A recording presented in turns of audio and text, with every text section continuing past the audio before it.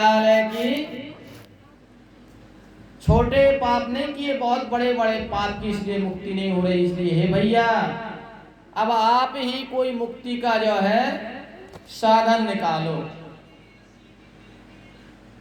गोकर्ण पढ़े लिखे थे, अब कहते हैं भैया करता है सो क्यों किया, अब पछताए का होए, और बोया पेड़ बबूल का आम कहाँ से होए।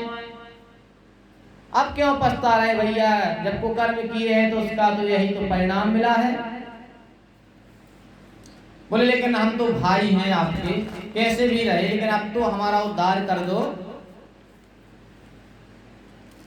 अहम भ्राता तुदीयास्मि धुंधकारी नामता।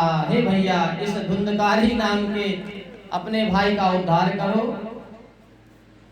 गोकर्ण ने कहा ठीक है, अंजलि में जल लिया, सूर्य नारायण भगवान का ध्यान किया। सूर्य नारायण भगवान ने कहा कि हे गोकर्ण, इसने बहुत बड़े विशाल पाप किए हैं, और ऐसे पाप गंगा के पिंडदान से, गया के पिंडदान से, किसी भी प्रकार के उपाय से नहीं क्षय होते।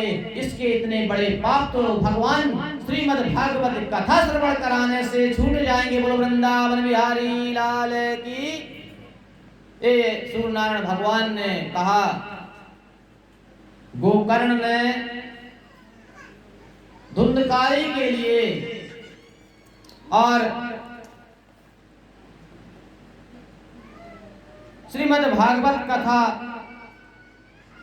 श्रवण कराने के लिए, आषाढ़ का महीना था, शुक्ल पक्ष और नौमी तिथि के दिन श्रीमद् भागवत सप्ताह कथा श्रवण कराना प्रारंभ कर दिया।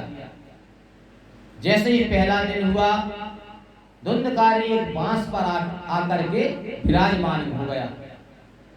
बड़े ही मन से उसने भगवान श्री कृष्ण चंद्र की यह श्रीमद् भागवत कथा श्रवण करी। एक गांठ फट गई महाराज, पटाखा जैसी आवाज आई। दूसरे दिन उसने मनन करके कथा को श्रवण किया, दूसरी गांठ फट गई। ऐसे 7 दिन तक उस धुंधकारी ने जब कथा को सुना, 7 ही गांठ फट गई, और अंत में उस बांस से निकल करके हुआ चतुर्भुज रूप में प्रकट हो गया। बोलो वृंदावन बिहारी लाल की। धन्यम भागवती वार्ता प्रेत पीड़ा निवासिनी। अरे धन्य है भागवत की बात, धन्य है यह भागवत जो प्रेत को आज उद्धार कर दिया। फिर तो हम मानव हैं, जब एक दानव को उद्धार कर देती है तो हम तो मानव हैं। भगवान के पार्षद विमान लेकर के आए और धुंधकारी भगवान के स्वरूप में परिवर्तित हो गया।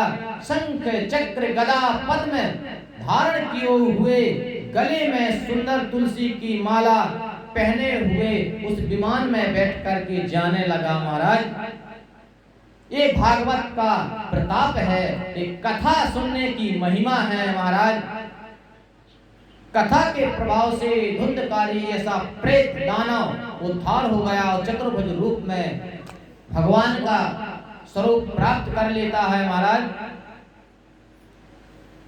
गोकर्ण और गांव वालों ने पूछा भगवान के पार्षदों से, भैया कथा तो हम लोगों ने भी सुनी, लेकिन हमें विमान क्यों नहीं आया। भगवान के पार्षदों ने कहा, भैया इस धुंधकारी ने दिनों रात एक जगह बैठ कर के कथा सुनी, आप लोग तो कथा सुनने के बाद अपने घर चले जाते थे, घर के कार्य जंजाल में फंस जाते थे, फिर दूसरे दिन कथा सुनने आते थे, लेकिन धुंधकारी कहीं नहीं गया। महाराज और कथा सुनने में फर्क हुआ।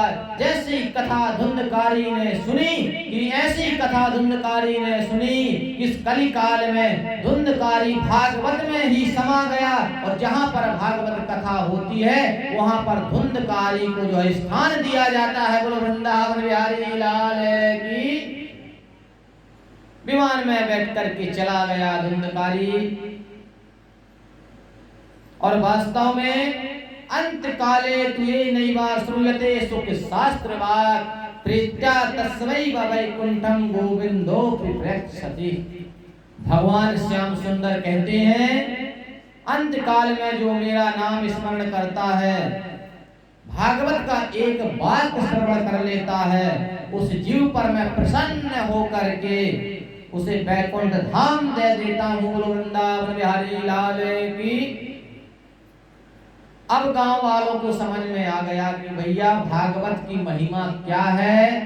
अगले वर्ष पुनः धुंधकारी ने जब श्रीमद् भागवत कथा सुनाई, गांव वालों ने धुंधकारी के जैसे निराहार रह करके 7 दिन रात बैठ करके जब श्रीमद् भागवत कथा को सुना, उसी समय भगवान के पार्षद विमान लेकर के आए और बोले भैया इस बार आप लोगों ने भी धुंधकारी की भांति मन लगा करके मनन करके कथा को सुना, इसलिए भगवान ने सभी लोगों को बुलाया है और गांव के सभी लोग गोकर्ण के साथ वैकुंठ लोक को चले गए। वृंदावन बिहारी लाल की।